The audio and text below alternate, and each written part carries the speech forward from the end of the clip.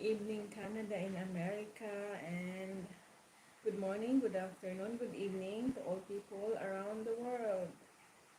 So, magandang umaga, magandang tanghali, magandang hapon, at magandang gabi sa ating lahat na nanonood ngayong araw na ito.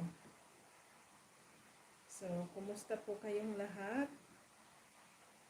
So, sa ngayon po, today, I'm gonna do cooking of clams without saute, no using oil, because it says that any food, when you cook on oil, it's gonna become toxic. So it become unhealthy. So based on the naturopathy search. So that's what I learned. So that's why we're avoiding using oil. I'm avoiding using oil, which is, it's very good and it helps me a lot.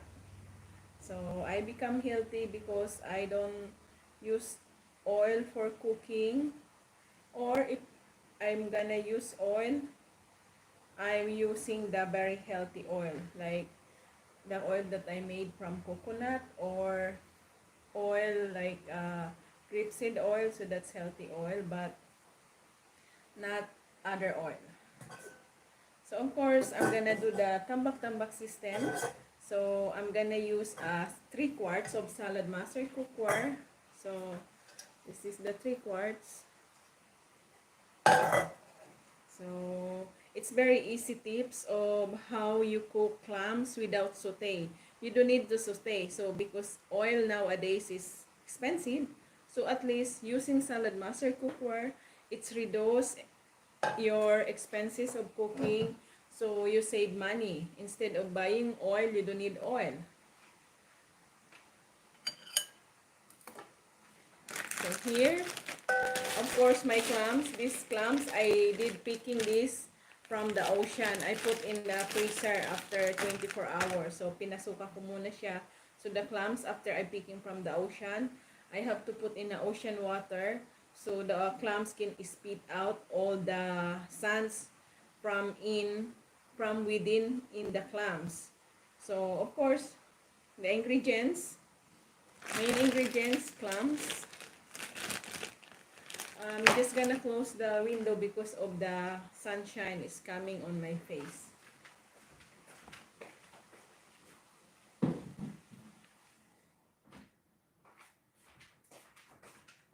I think it's still coming on my face, but not much, not unlike before.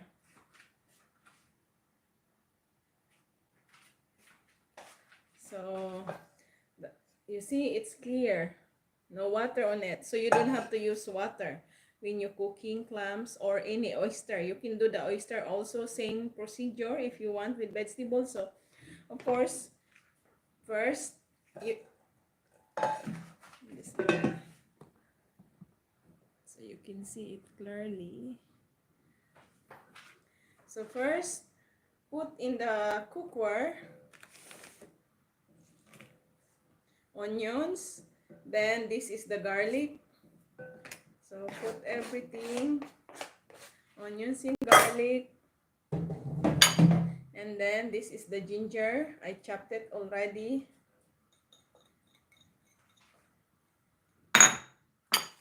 Tomatoes, 2 tomatoes. I include the seeds because I like the seeds of tomatoes. And eggplant. And also the clams. So this is fresh from the ocean. I just frozen it because I don't want the clams died. When the clams died, you see when it's died, it's open the shell. So when it's become open the shell, that's not good to eat. It's become toxic. You have to throw it. That's how I do. So, and I don't buy any clams here from the store. It doesn't taste good. So I don't like the taste. I want the clams or any shellfish that I'm the one who picked it from the ocean. So the clams is there already, and of course this is my fresh vegetables, sweet potato, squash leaves, and squash flowers from my garden. So, yeah. See, and squash flowers from my garden. So, I like this. And it's all fresh. And of course, my favorite. So, this is my favorite, okra. So, let's put in here. Oh, the one is out. Just gotta wash. So after you put everything inside the pot, close the lid. So you see, I didn't put any water on it because I just want the taste of,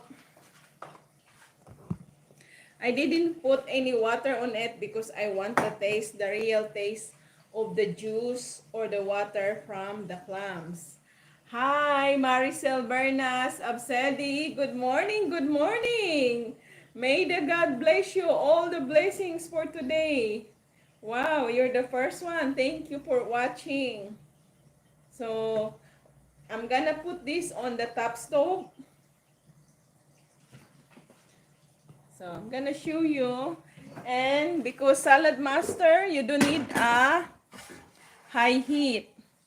So, I'm gonna turn on to the medium heat.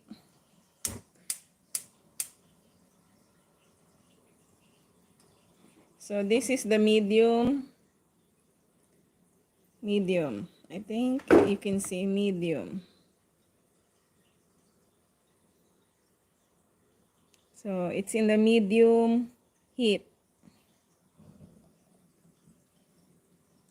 So, I turn on the medium heat. You have to close the lid properly. Walang singaw. So, because it has to be locked, the vitamins and minerals. So, it's flat and the vapor bulb is really flat. So, that's how you cook the clams. Very easy, guys. So, you don't need oil to saute. You just do the tambak-tambak system, put all together all the ingredients. And remember, I never put any salt, no seasoning. It's all just vegetables. So, that's how you cook. Very easy for the clams and oyster. I have oyster also here that I pick from the ocean. So, I like the fresh, the one that I pick. I put in the freezer. So that's why my freezer is fully packed.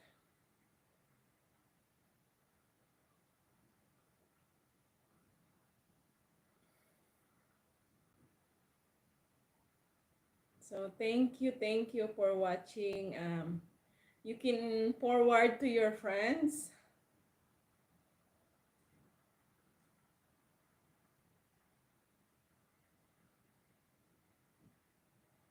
So it's like you saute the clams, but you didn't because you don't use uh, oil. So that's the best, the healthiest cooking of any food. You don't need to saute. Because when you saute, when you use oil, the food become toxic. That's what I learned from all naturopathy seminar that I attended. So because I in my genes I have the problem like in my sa aking lahi or in my genes we have problem a heart attack, stroke. So all those kind of problem from your relatives. So namamana ika nga. So I have to be careful. And I'm the only one in the family. I'm not high blood. I don't have a heart problem. I know since I was a kid, my heart is like, the only problem is my heartbeat become very, very fast and then become very, very slow. So that's the only problem of my heart. But aside from that, no, the doctor couldn't see anything, and they said, "Oh, you're okay." Even I had a angina attack all the time before when I was young, and it's just like I was working and suddenly I got a very painful chest pain. So yeah, it's hard. So that's why I stopped using any oil when I do cooking, and it helps me a lot. Now I'm free of angina attack. I don't have any more angina attack. So it's your choice if you really want to be healthy. It's not other people gonna take care of you. You are responsible of your own health, not other people, not your doctor. Only you. So that's I can share only for you. You have to take care of your health because nobody's gonna take care of it.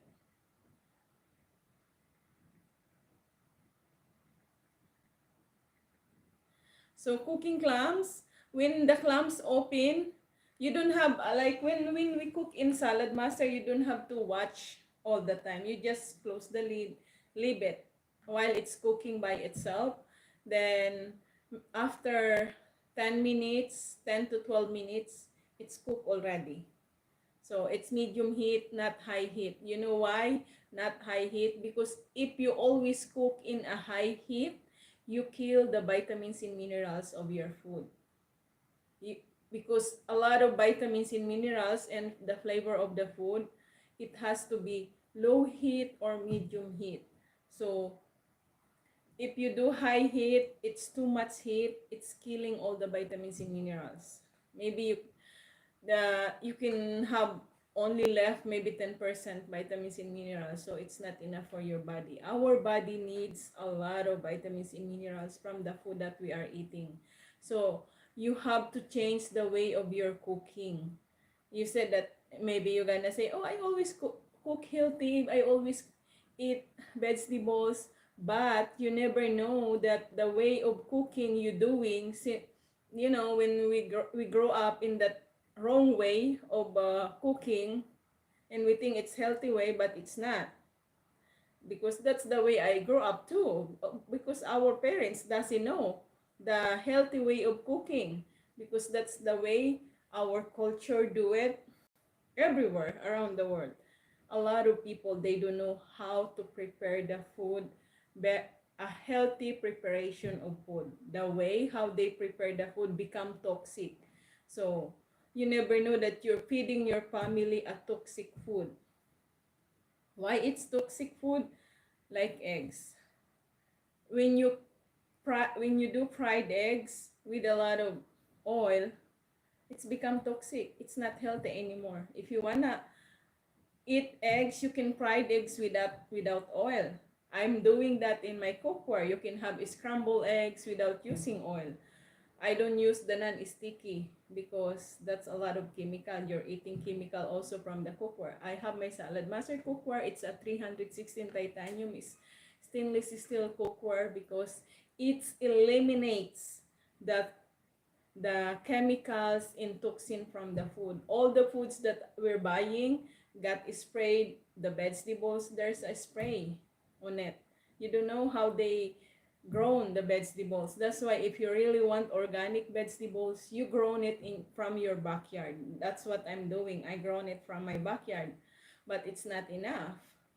Especially on winter time, I cannot grow anymore in my backyard, so I have to buy. So my cookware that I'm using, Salad Master cookware, when it's cooking by itself, the food inside of the pot, it's eliminating those chemicals that spray in the vegetables, the chemicals that inject to the chicken, inject to the cows or any meat, because all those we buy in the store, a lot of chemicals. They inject it to the animals to grow faster. It's a industry. It's how you gonna get money to earn more money. Those, it's a business. The way they did to the food. So that's why a lot of people getting cancer, diabetes because of the food that they are eating outside. Especially you like to eat outside, you don't know how they prepare the food. You order french fries outside, you don't know how many months the oil that they are using for the French fries. I was doing it the kitchen work, and then the French fries, the chicken, the fried chicken, they cook in the same oil. And my boss that time, because I was cook in the restaurant, I was fighting with him to change the oil because it's so dirty. It's like almost 3 months they never changed the oil. I was fighting and I said, no, this is very dirty. You have to, every day I'm bugging my boss to change the oil in the restaurant. And then it looks like mud. It was very dirty. Like, and yeah, and I said, I won't fry it anymore because you fried the chicken nuggets, you fried the French fries at the same oil. And also, you fried also the chips to be very crispy before you put in the oven in the same oil. So that's why a lot of people, they love eating outside. They get illnesses because of the toxins that goes to the food before you eat. So you have to be very careful. It's your choice to be healthy. It's your choice to be unhealthy.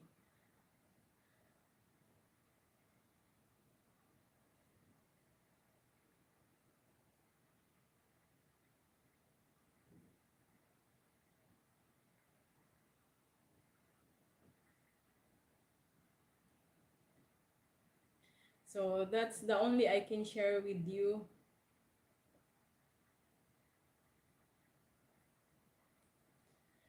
To be healthy, it's your choice. To be illness, to be sick, it's your choice also. You're gonna say, oh, I'm eating healthy. Why I get this illness? Why I become high blood? Yes, you eat too much. Me, you know what? I can share you that it's since I came to Canada and I don't cook rice.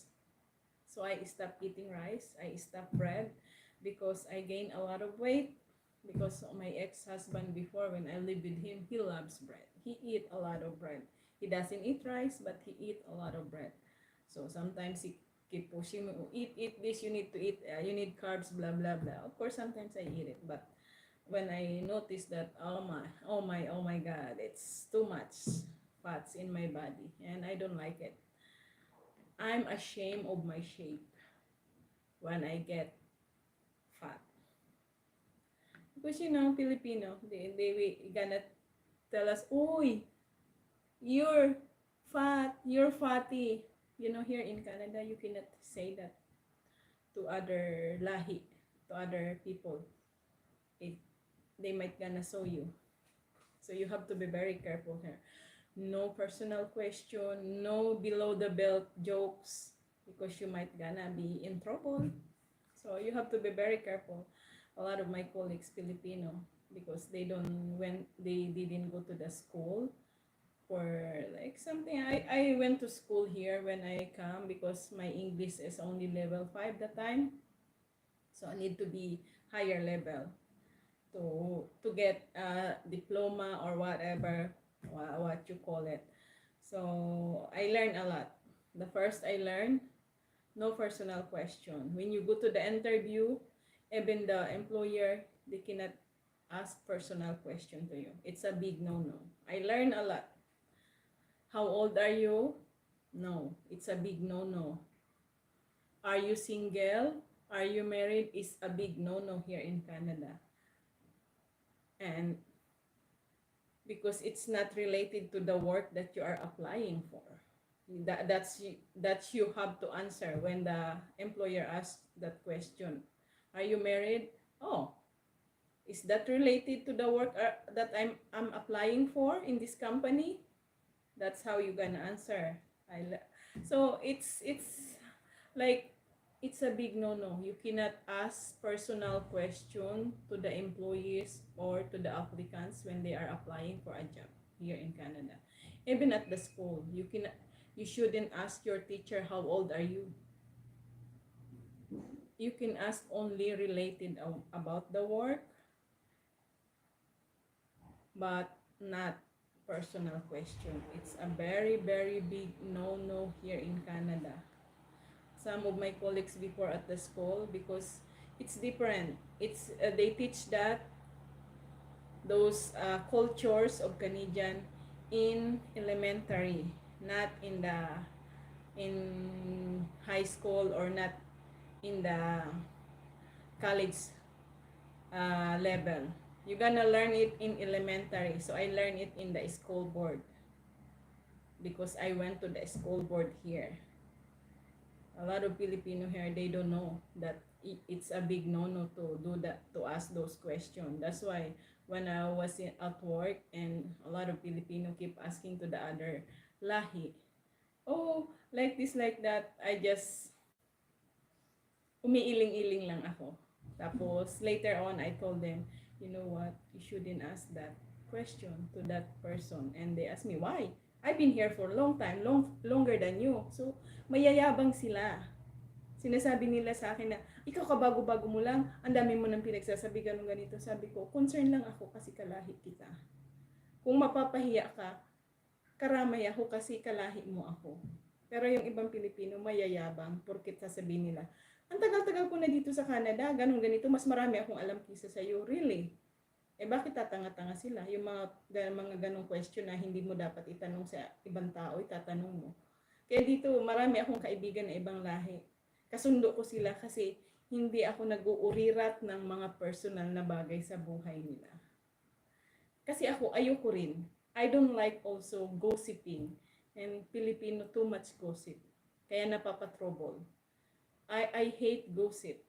Okay lang, makipagchismisan ako. Makalap ko yung mga information nila. But, para sa akin lang yun. Hindi ko na yun isi-share sa iba. Kasi, pangit. Kasiraan ng kapwa mo. Ang katwiran ko kasi, kikita ba ako? Kapag iginosip ko siya, no. I'm not gonna earn money to do gossiping. If I'm gonna earn millions of money to do gossiping of other life, maybe I can do gossiping, but I'm not gonna earn even 1 penny. So why I have to do gossip? So yan ang sakit ng mga Pilipino, mahilig sa chismis, mga chismis na walang kwenta, kaya napapaaway. So kung ayaw mo ng kaaway, huwag kang makipagchismisan. Manood ka na lang ng YouTube channel ko ng cooking. May matututunan ka pa ng mga healthy tips. So, yun po yun. So, salamat po sa inyo sa mga nanonood. I really appreciate it po, and may God bless us all. Thank you, Lord Jesus Christ, for today, for a new day, for all the people that just wake up today. So, dito naman sa amin, malapit na kaming yung iba malapit na matulog, yung mga pagod, kagaya ko, medyo pagod din ng konti, hindi masyado.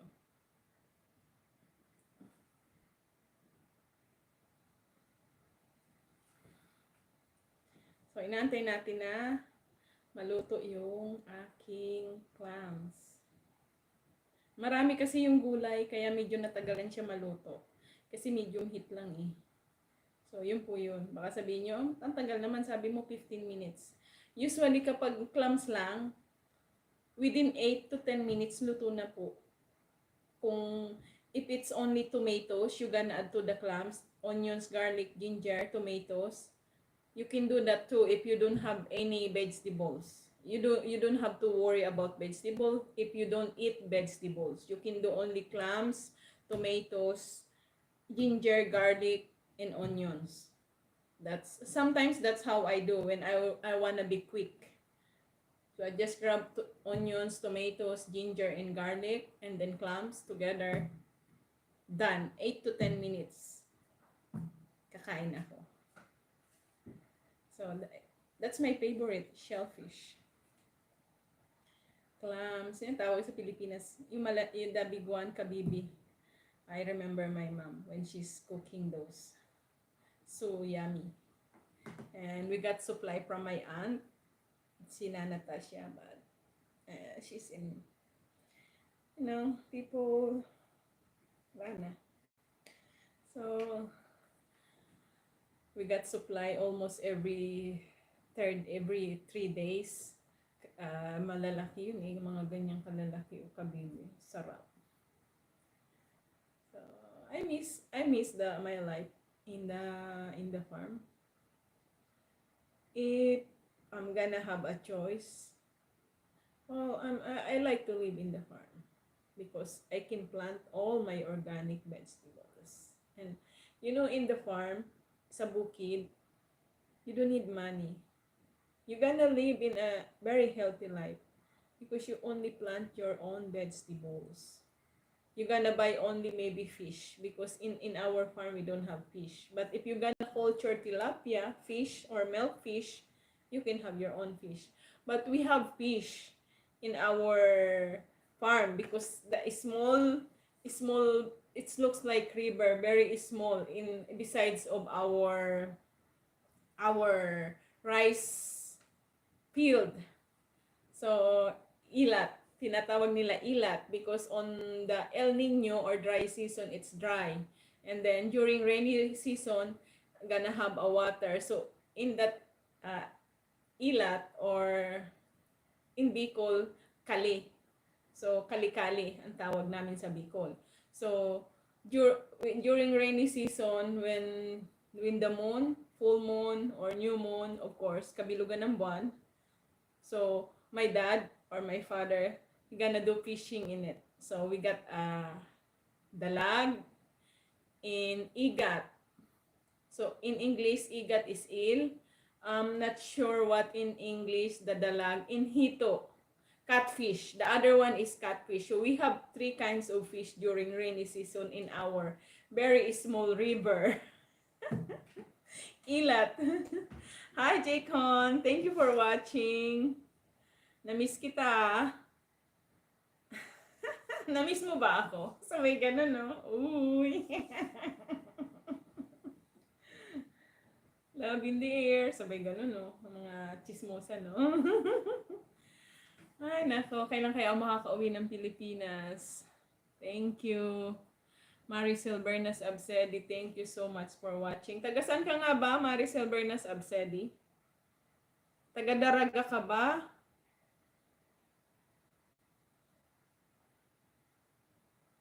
Pag umuwi ako dyan sa Pilipinas, Jaycon, magkikita tayo. Sabay ganun, no? Landi, no? Sabay ganun. Minsan-minsan naman, syempre, kailangan mo yun sa buhay. Kailangan nating maging mag-smile. Huwag tayong sisimangot kasi tatanda agad tayo. Kukulubot ang iyong mukha kapag lagi ka nakasimangot. Kaya tingnan nyo ako, oh. Tingnan nyo mukha ko, ano? Hulaan nyo, ilang taon na ba ako, oh. Mukha na bang gurangot? Gurangot na daw ako, eh. Sabi nila. Pag nakauwi ako, kaso nag-come up yung Israel, mas uunahin ko siguro yung Israel. 27 daw, bolero ka rin, ano. Aba, talagang gusto nito ng pamasko. 27, pinabata ako ng gusto. Alam niyo naman ang edad ko, Ganon. Talagang gusto nito ng pamasko. Sige, yan nyo. May pamasko ka sa akin. So, may ganon, no? Tapos, yung iba maghuhula din, no? Para may pamasko. Ayan, no, guys, nag-click na siya yung niluluto ko. Ibig sabihin, luto na siya yung clams. So, ipapakita ko na sa inyo. Let's see. Kasi, yung pong salad master cookware, once nag-click na siya, siya yung brain ng cookware, yung Beppo bulb. Beppo bulb po yun. Ito siya, oh. Papakita ko. Ayan, oh. Gumagalaw-galaw, di po ba? Nakikita nyo ba? Yan, yan. Yan, gumagalaw na yan. Yan po yung Beppo bulb, yung nagki-click. Ibig sabihin po niyan, kumukulo na siya pag nagki-click. So, yan po yan, kapag nagki-click. Umaangat talaga siya, kasi kumukulo na. So, ibig sabihin po, kumukulo na siya, luto na siya. Check po natin, para makita nyo, Bubuksan ko na po, iikutin ko po kasi nilalak niya, sinisil niya yung vitamins and minerals. Kapag ganyan. Ayan po, luto na siya. Half cook lang yung vegetables niya. At nagkasabaw po siya. Kumukulo. Kita niyo yung kumukulo na yun. Yun po yung liquid. Ayan po, kahit i-replay niyo po yung video ko. So, nagkaroon po siya ng sabaw. Patayin ko na po. nagkasabaw siya. Hindi ko po siya nilagyan ng tubig. Pero po, if you really guys like to humigop ng sabaw or you like to drink a juice or water from the food or from the clams, you can add water. Of course, when you add water, magiging tasteless siya ng konti. So, you can add a little bit salt or it's up to you which one you wanna add.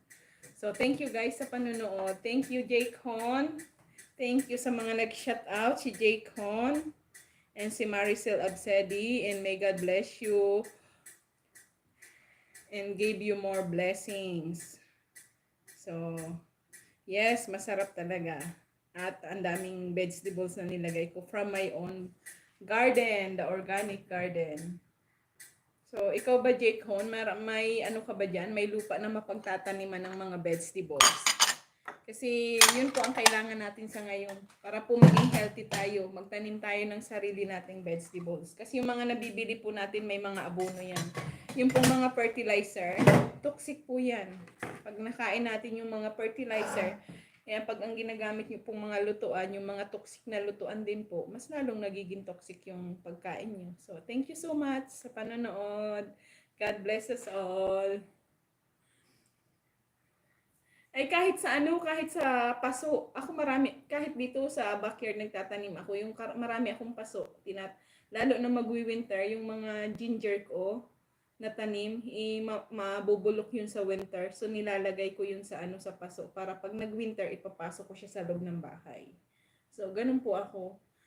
Kahit saan po ako tumira, palipat-lipat ako ng tirahan, pero lagi po ako nagtatanim, kaya ang laki ng nauubos kong gasto sa pagtatanim ng mga halaman. Pero I'm okay, masaya po ako. Kung saan kasi ako masaya, yun ang ginagawa ko. Kasi life is too short. We have to enjoy our life before we go to heaven. So God bless po. Thank you so much. Thank you sa panonood. At share nyo na rin po sa inyong Facebook timeline na para po may manood din at mag-subscribe. Para po, pag nagparapol po ako, so malapit na po ang Pasko, baka magpaparapol po uli ako ng pamasko. So, hindi pa sa ngayon, i-announce ko po yan sa mga susunod na araw. So, thank you po for watching. Iibahin ko po ngayon ang rules and regulation sa pagpaparapol. Kapag ako nagrapol at hindi nanonood ng aking live streaming, sorry. So, ang makaka-receive ng pa-premyo yung mga laging nanonood ng live streaming or yung laging nanonood ng aking mga videos. Alam ko kung sino-sino yun eh.